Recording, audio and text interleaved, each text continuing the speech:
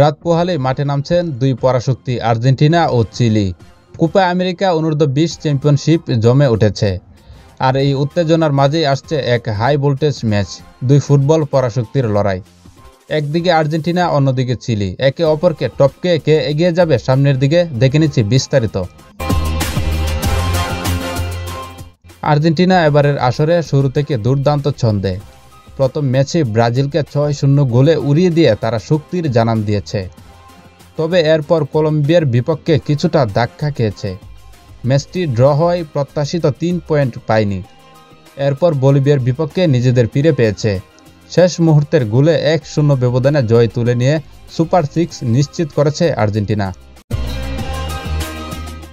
এছাড়া ইকুয়েডরের সঙ্গে ম্যাচটি গোলশূন্য ড্র হয়েছে, যা তাদের জন্য কিছুটা হতাশাজনক ছিল।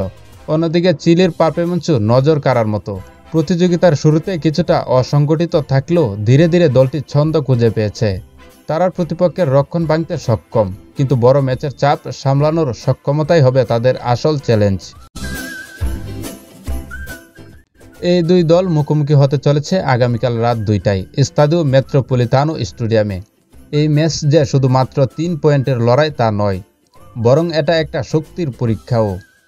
আর্জেন্টিনা কি তাদের দাপট ধরে রেখে এগিয়ে যাবে, নাকি চিলি তাদের সামর্থ্যের প্রমাণ দিয়ে নতুন চমক দেখাবে? এই ম্যাচ যে সহজ হবে না তা বলার অপেক্ষাও রাখে না। আর্জেন্টিনার আক্রমণ বাক দুর্দান্ত ছন্দে থাকলেও চিলির রক্ষণ কিন্তু সহজে হার মানার মতো নয়। ম্যাচের শুরুর দিকে যে দল নিজেদের সঠিকভাবে গুছিয়ে নিতে পারবে তাদেরই থাকবে বাড়তি সুবিধা। তাহলে লাতিন ফুটবলের এই মহরণের শেষ হাসি কে হাসবে, আর্জেন্টিনা নাকি চিলি? আপনার মতামত জানাতে ভুলবেন না।